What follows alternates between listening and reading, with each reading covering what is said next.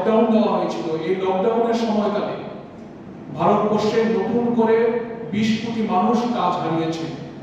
গত এক বছরে পরিসংখ্যান হচ্ছে 6 কোটি মানুষ আমাদের দেশে কাজ হারিয়েছে। এইরকম একটা প্রেক্ষাপটে দাঁড়িয়ে ডিওয়াইএফআই এর একদিকে কেন্দ্রীয় সম্মেলন এবং রাজ্য সম্মেলনের প্রস্তুতি চলছে। সারা দেশের সাথে আমরা লক্ষ্য করছি আমাদের রাজ্যেও বিজেপি আইপিএফটি জোট সরকার ক্ষমতায় আসার পর কর্মসংস্থানের গভীর সংকট আমাদের রাজ্যে তৈরি করা হয়েছে। এই রাজ্যে যখন বামফ্রন্টের সরকার ছিল তখন সরকারি পরিসংখ্যান হচ্ছে প্রতিদিন করে 11 জন বেকার ছেলে মেয়ের কর্মসংস্থান হতো। আর আজকে আমাদের রাজ্যে কর্মসংস্থানের সুযোগ ক্রমশ সংকুচিত করা হচ্ছে। অল্প কিছু টেট পাস করা বেকার ছেলে মেয়ে ছাড়া আর আরক্ষা দপ্তরে অল্প কিছু লোক নিয়োগ করা ছাড়া অন্যান্য দপ্তরগুলোতে নিয়োগের প্রক্রিয়া বন্ধ করে দেওয়া হয়েছে। সদ্য সমাপ্ত বিধানসভার অধিবেশনে আমরা যেটা লক্ষ্য করেছি, বামফ্রন্টের বিধায়করা প্রশ্ন করেছিলেন যে 2019-20 অর্থ বছর থেকে গত ফেব্রুয়ারি মাস পর্যন্ত আমাদের রাজ্যে কত শূন্য পদ আছে।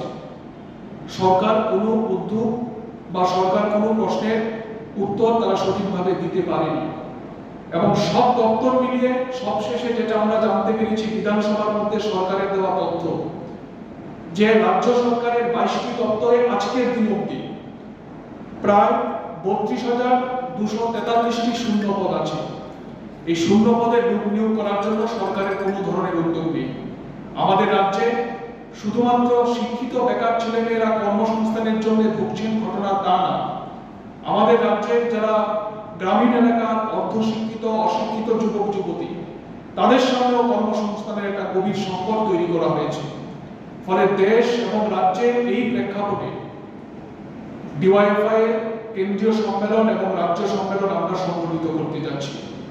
কর্মসংস্থানের দাবিতে যুবকরা যেন ঐক্যবদ্ধ হতে না পারে, যুবরা যেন সরকারের কাছে তার দাবি তুলে ধরতে না পারে, তার জন্য আমরা লক্ষ্য করছি যে নানানভাবে যুবকদের বিভ্রান্ত করবার জন্য, যুবকদের ঐক্যবদ্ধ তারা যেন না হতে পারেন তার জন্য ধর্ম জাতপাতের নাম করে আমাদের দেশে বিভাজনের রাজনীতি তৈরি করা হচ্ছে। সংবাদ মাধ্যমে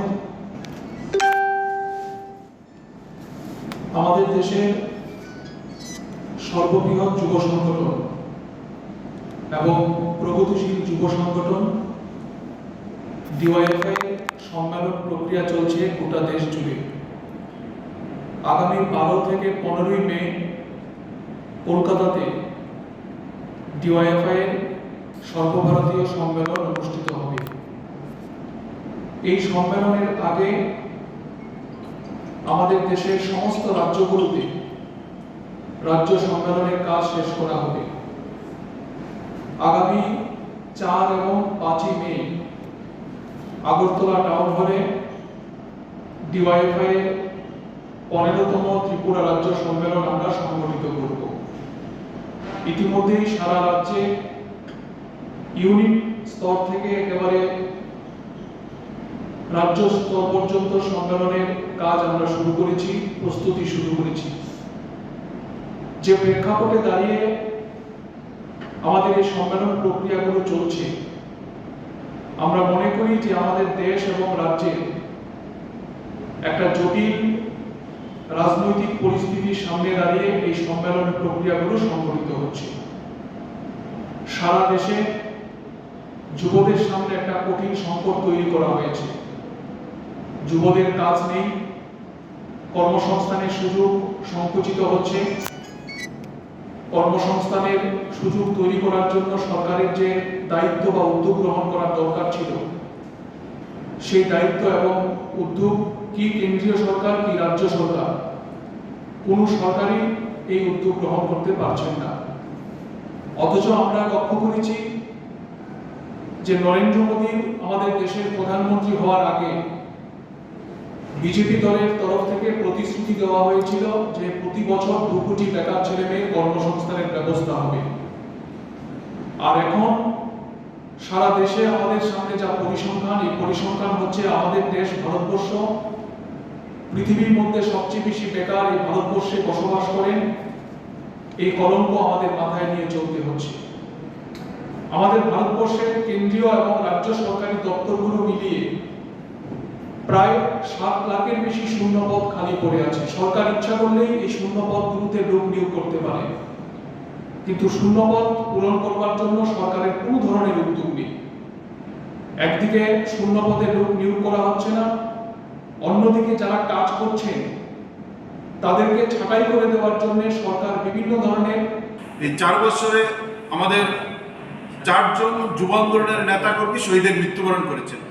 কুমারঘাট, ঊনকোটি জেলার কুমারঘাট মহকুমা সম্পাদক মণ্ডলীর অন্যতম সদস্য সুশীতল দেব প্রকাশ্যে দিনের বেলায় তাকে মারাত্মকভাবে আক্রমণ করা হয়েছে।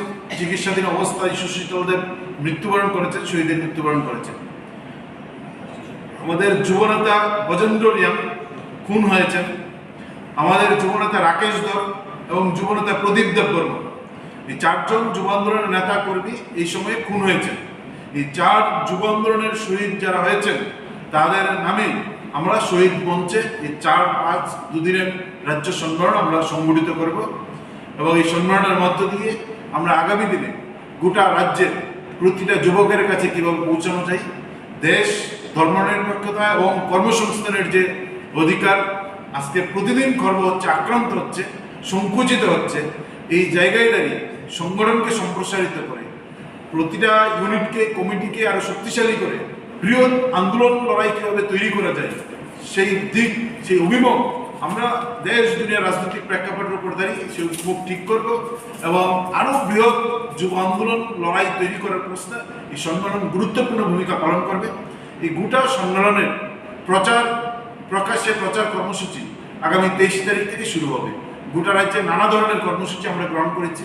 কোথাও বাইক র্যালি হবে, কোথাও আমাদের রক্তদান শিবির হবে, প্রতিটি মহকুমায় বিভিন্ন শিরোনামে সেমিনার সংগঠিত হবে, প্রবন্ধ প্রতিযোগিতা, আর্ট প্রতিযোগিতা, পোস্টারিং, নানা ধরনের প্রভাকাণ্ডা নিয়ে, কর্মসূচি নিয়ে আমরা 15তম রাজ্য সম্মেলনের বার্তা প্রতিটা মানুষের কাছে আমরা পৌঁছে দেব এবং এই সময়ে আমরা মানুষের কাছে আহ্বান রাখবো যে আমাদের প্রতিদিন যে লড়াই আমাদের রাজ্যের সাধারণ মানুষের সাথে, রাজ্যের বেকারদের সাথে, দেশের বেকারদের সাথে যে লড়াই আমরা জারি রাখছি, ভারতের গণতান্ত্রিক যুব ফেডারেশন গোটা দেশে আমরা আমাদের যে ডিওয়াইএফআই এবং টিআইএফ যে লড়াই আমরা তৈরি করছি কাজের দাবিতে, মানুষের অধিকার রক্ষার জন্য, দেশকে রক্ষার জন্য, সেই অধিকারে সমস্ত মানুষের সহযোগিতা আমরা চাই।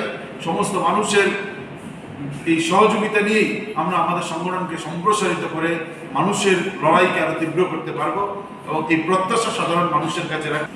তার আগে 2014 সালে আমাদের 14তম রাজ্য সম্মেলন সুনামুড়ার মেলাঘরে অনুষ্ঠিত হয়েছে।